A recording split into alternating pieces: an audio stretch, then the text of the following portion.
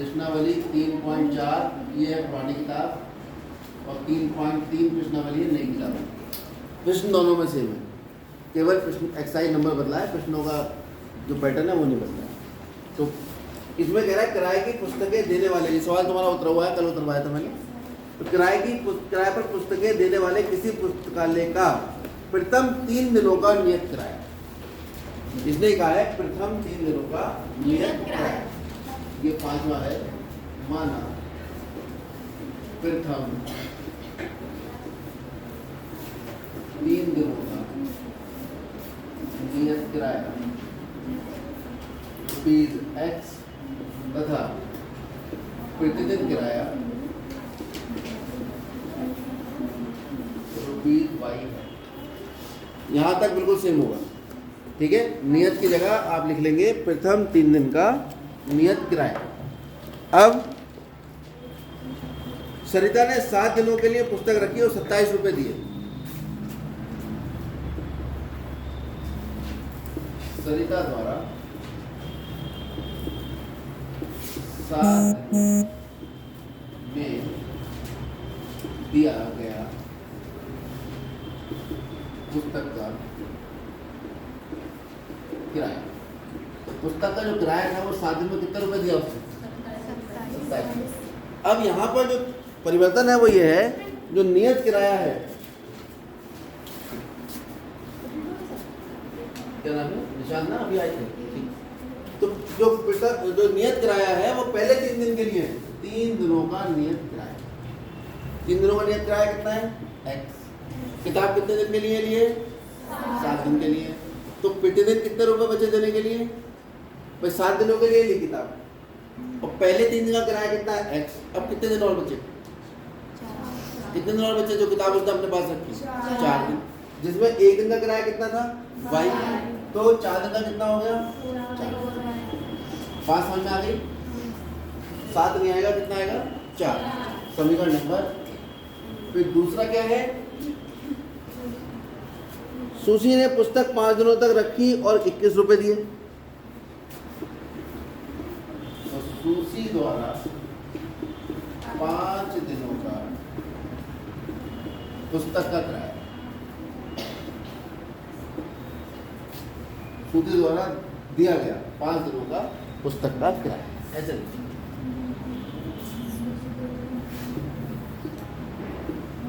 दिया गया 5 दिन का। कितने रुपए दिए उसने 5 दिन में?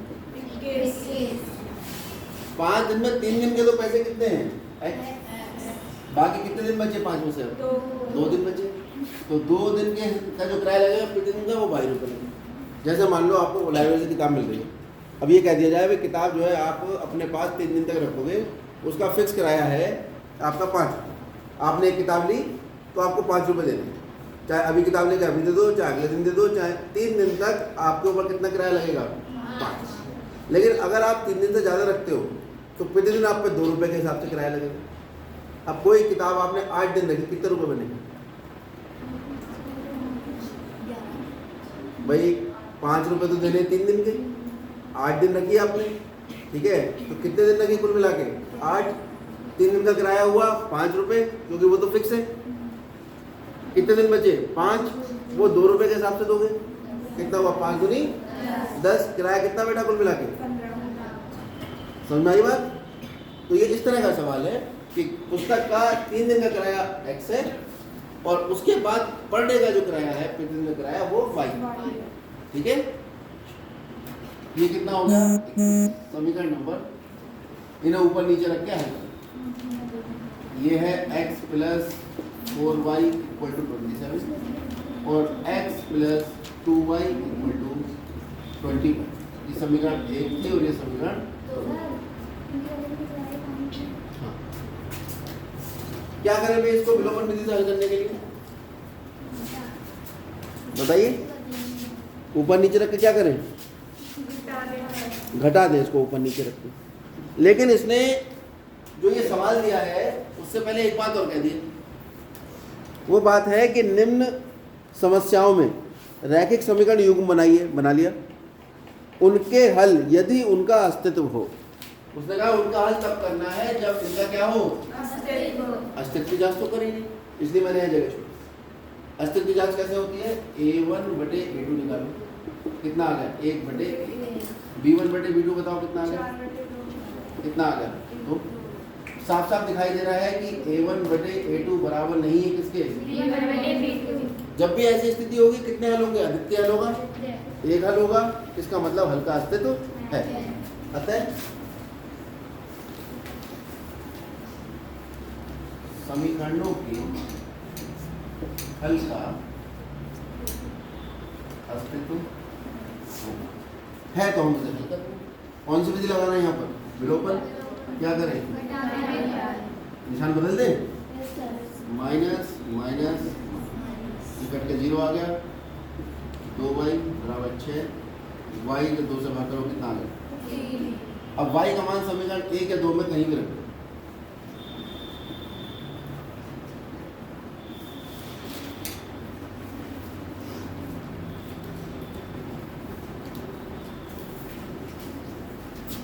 तो y का मान समीकरण 1 में रखेंगे तो आ जाएगा x प्लस 4 गुणा 3 बराबर 27, x बराबर 22 माइनस 12 आ जाइए, कितना आ गया 15। यानी नियत जो चार्ज है, नियत किराया वो कितने रुपए है, 15 रुपये, और प्रतिदिन किराया कितना है, ये वाली बात यहाँ पे नियत किराया ₹15 तथा प्रतिदिन किराया रुपये कितना होगा 3। इसके अलावा हमने कहा था कि आज विशेष सवाल कराएंगे। उन विशेष सवालों में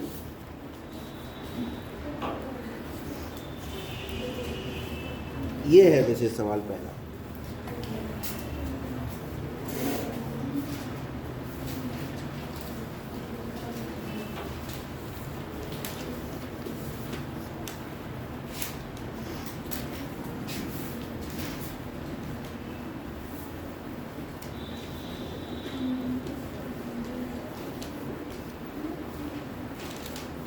इस तरह के सवाल में वो आपसे ये नहीं कहेगा कि आपको कौन सी विधि से हल करना है, या हो सकता है क्या विधि, बहरहाल उसने ये कह दिया कि निम्न समीकरणों को हल। अब इसमें एक विशेषता दिखाई दे रही है, कौन बताएगा ये सवाल में विशेषता क्या है,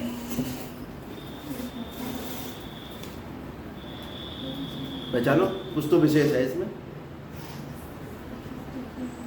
कोई नहीं पहचान पा रहा, रुझाई नहीं क्या है, हाँ नहीं पहचान पा रहे। इस सवाल में हम देख रहे हैं कि x का गुणांक अगली समीकरण के y के गुणांक के बराबर है और y का गुणांक अगली समीकरण में कुछ तो विशेष है ना।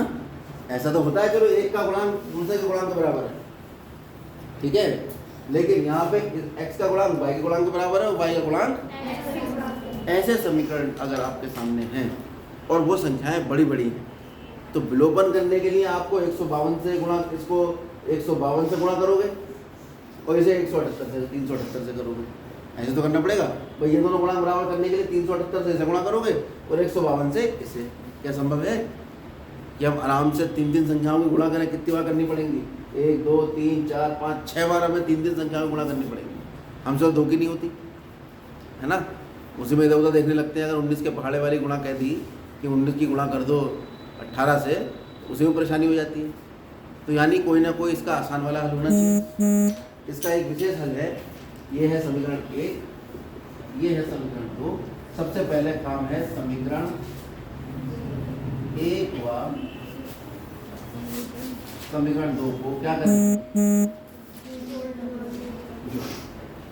वैसे मैं लाइन लिख के भी जोड़ सकता था, लाइन लिख देता जोड़ने पर तो दोनों जुड़ जाएगा। बात देखिए, चलिए जोड़िए, इसमें ये जोड़ोगे तो क्या होगा, क्यों होगा, ये है प्लस का और ये है क्या आएगा बताओ, पहले अच्छा ऐसा लो, 1 और 2 को जोड़ने का मतलब क्या है, LHS में LHS जुड़ेगा और RHS में RHS।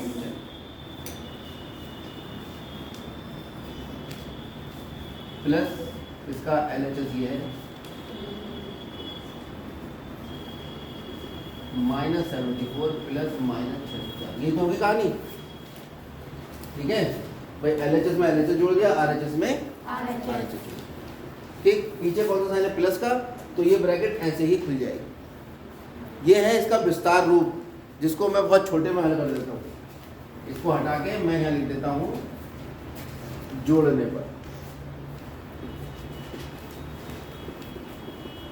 केवल इतना करने से और सीधा जोड़ देने से, ये जो मैंने आपको लिख के दिखाया, इस सब व्यवस्थाओं से आप बच जाते हैं। जोड़िए, कितना आएगा भाई, ये प्लस का और ये माइनस का, तो बड़े में छोटा घटेगा। 8 में से 2 गया 6, 7 में से 5 गया 2, 3 में से 1 गया माइनस का, क्योंकि ये बड़ा है। इसमें बड़े में छोटा घटेगा 6, 2, 2 माइनस, ये x और ये y, ये दोनों ऋणात्मक है, तो 4 जुड़ जाएंगे, 4 और 4 8, 7, 6। ठीक है, अब ये तीनों में माइनस आ गया, कोई बात नहीं। आप इसे -22 से भाग कर दीजिए पूरे समीकरण, -22 से प्रत्येक पद को भाग कर लें। सवाल ये है कि हम क्यों कर रहे हैं, उससे बड़ा सवाल ये है कि क्या हम ये कर सकते हैं, क्या हम समीकरण के प्रत्येक पद को किसी एक संख्या से भाग कर सकते हैं। माना 2 26 कर सकते हैं, किसी एक संख्या से गुणा भी कर सकते हैं, दोनों तरफ किसी संख्या को जोड़ सकते हैं। तो यहाँ हम -2 26 से प्रत्येक पद को क्या कर रहे हैं, भाग।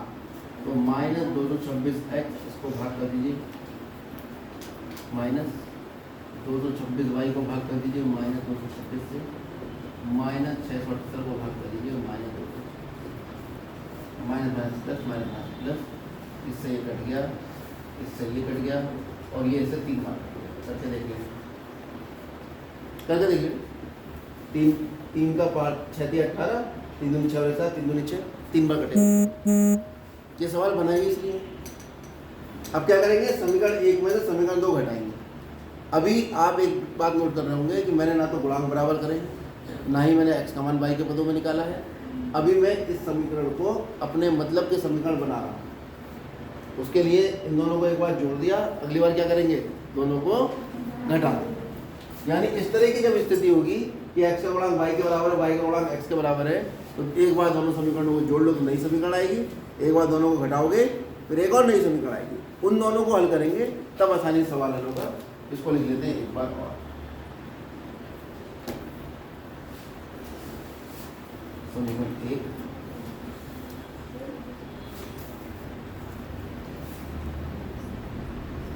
समीकरण 2, इस बार क्या करेंगे, माइनस का प्लस हो जाएगा, प्लस का माइनस हो जाएगा, और ये माइनस का प्लस। कितना हो गया, दोनों जुड़ जाएंगे, 8 और 10, 7 5 12 और 1 13, और 3 और 1 4 और 1 5, 530 है। ये दोनों ऋणात्मक को माइनस का निशान, 8 और 10, 7 5 12 और 1 13, 3 और 1 4 और 1 5, y बराबर, ये प्लस का और ये माइनस का घटा दो, 4 में 4 गया 0, 10 में 7 गया 3, और ये बचे 5, क्योंकि ये बड़ा है इसलिए प्लस है। अब पूरे समीकरण को किससे भाग कर दूँ, 530 से, 530 से प्रत्येक पद को भाग कर, तो मैं भाग करूँगा तब आएगा 530x बटे 530 माइनस 530y बटे 530 बराबर 530 बटे 530, एक बार कटा, ये कट गया, ये कट गया, x माइनस y बराबर। ये कौन सी समीकरण निकल कर आ गई। अब आप देखो, क्या 3 और 4 को आसानी से हल कर सकते हो, ये तो बहुत ही आसानी से हल हो जाएगा। ऊपर नीचे रख के दोनों को जोड़ दो, y कट जाएगा, x का मान निकलेगा, और x का मान रख दो तो किसका मान निकल आएगा, y। ठीक है, चलिए देखते हैं कितनी जगह में हो जाएगा। एक समीकरण तो ये आई मेरे पास, x प्लस वाई बराबर 3, समीकरण 3। एक समीकरण ये आई, x माइनस वाई बराबर 1, समीकरण नंबर 4। क्या करें, दोनों को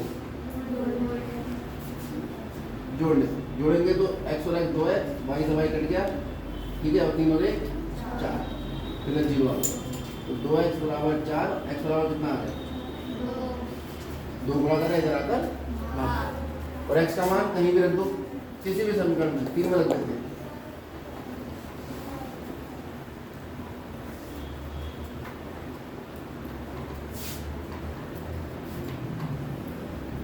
समीकरण 3 में रखेंगे तो 3 तो ये 3, तो x का मान 2 रख दो।